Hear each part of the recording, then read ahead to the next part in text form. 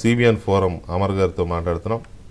అమర్ గారు, మీరు ఓకే ఇప్పటిదాకానేమో మీ ఇన్స్పిరేషన్ ఏంటి, మీకు ఆలోచన ఎందుకు వచ్చింది, ఇది మాట్లాడాం మనం. బట్ మీరు జనంలోకి వెళ్ళడానికి మీకు ఒక రోడ్ మ్యాప్ కావాలి. ఎలా, ఏంటి, ఎక్కడికి వెళ్ళాలి? ఏదో గుడ్డిగా నాకు చెప్పాను వెళ్తే ఎదురు దెబ్బలు తగులుతాయని, అలా కాకుండా వెళ్ళాలి అని అంటే ఎక్కడికి వెళ్ళాలి ఫస్ట్? అసలు మన టీం ఎంతమంది ఉన్నాం, ఇది కదా చాలా ప్లానింగ్ ఉండాలి కదా. మీరు ఆ టార్గెట్ని ఎలా ఫిక్స్ చేసుకున్నారు?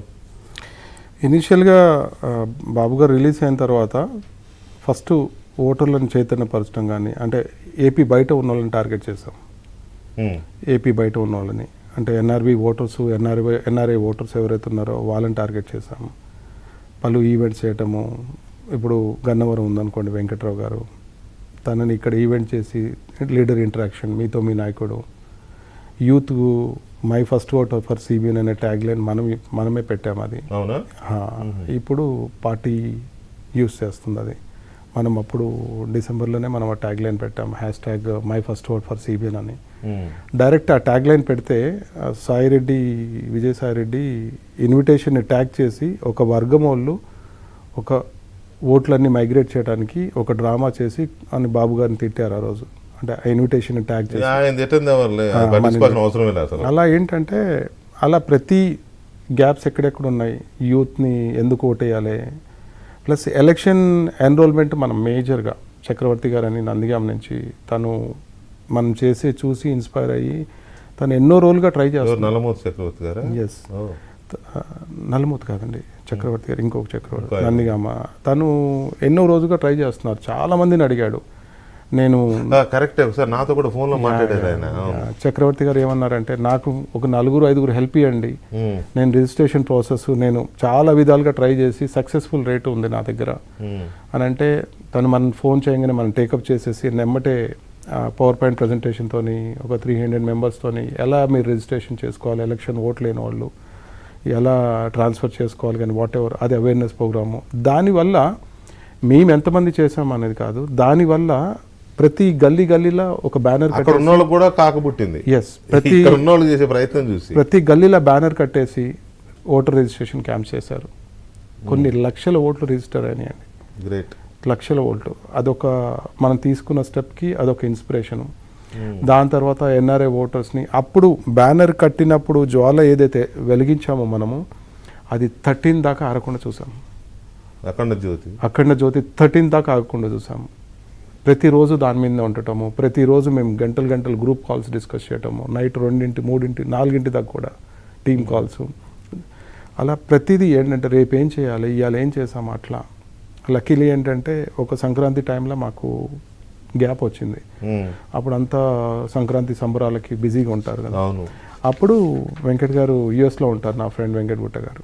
తనకి కాల్ చేసి, అన్న ఇలా ఈ సంక్రాంతి టైంలో గ్యాప్ వస్తుంది, ఎన్ఆర్ఎస్ కోసము మేము యూఎస్లో ఈవెంట్స్ చేద్దాం అనుకుంటున్నాం అని అన్నాం. వచ్చే అమర్ నేను చూసుకుంటానని అన్నారు. అంటే అడగటమే ఒక నిమిషం కాల్ అయిపోకముందలే చెప్పేశారు. అక్కడ 3 ఈవెంట్స్ చేసాము. డెల్లాస్ ఒకటి, ఆస్టిన్ ఒకటి, ఎన్టీఆర్ గారు వర్ధంతి కూడా అక్కడే చేసే ఛాన్స్ వచ్చింది ఆ ఎన్ఆర్ఎస్తో. అన్ని కలిపి ఆల్మోస్ట్ ఒక 2000 ఎన్ఆర్ఎస్ని కవర్ చేసాం ఆ రోజు.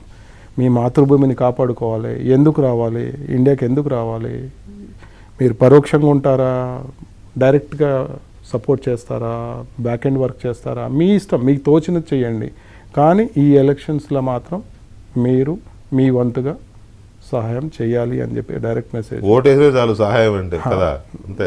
ఓటేసే వాళ్ళు ఓటు, రాలేని వాళ్ళు బ్యాక్ ఎండ్ సపోర్టు. ఇప్పుడు చాలామంది అక్కడ ఉండి రోజు వర్క్ చేస్తున్నారు ఇక్కడ ఏపీ కోసం. ఫైనాన్షియల్ సపోర్ట్స్, డొనేషన్స్, ఎంతమంది ఎన్ని రకాలుగా ఎంతమంది చేశారనేది ఇంకా చెప్పలేను. చిన్న ఎగ్జాంపుల్, మనం బ్యానర్ కట్టిన తర్వాత అజ్ఞాతమైన ఎన్ఆర్ఎస్ 100 బొకేస్ ఒకటేసారి పంపించారు మన స్టోర్కి. అది జస్ట్ వాళ్ళ పేరు లేదు, ఊరు లేదు, ఎన్ఆర్ఐ ఐటీ డెల్లాస్. అంటే ఆ అభిమానం అలా వ్యక్తం చేశారు చూసారా. థ్యాంక్స్ అండి డెల్లాస్ ఎన్ఆర్ఐ ఐటీ టీం అందరికీ. 100 బొకేస్ షాప్ అంతా నింపేశారండి. ఆటోలలో వచ్చినాయండి బొకేస్. ఇంకా అర్థం చేసుకోండి. అలా ప్రతిదీ మాకు ఎంత ఉత్సాహం అంటే, అసలు ఎంత సపోర్ట్ దొరికిందంటే, వెంకట్ గారు మొత్తం తనే చూసుకున్నారు. యూఎస్లో మొత్తం 3 ఈవెంట్స్ తనే దగ్గరుండి, మేము ఫ్లైట్ దిగిదేగా ఏం చేస్తారు అక్కడ ఆయన 4 కంట్రీస్లలో IT related or service companies ఉన్నాయండి. పెద్ద IT టీం అండి. companies ఉన్నాయా? ఐటీ కంపెనీస్ యూఎస్లో ఉంది, ఇండియాలో ఉంది, దుబాయ్లో ఉంది, కెనడాలో ఉంది.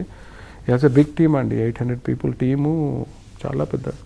రైట్. ఈ ప్రాసెస్లో మీరు ఒక టార్గెట్ చేశారు ఏంటి?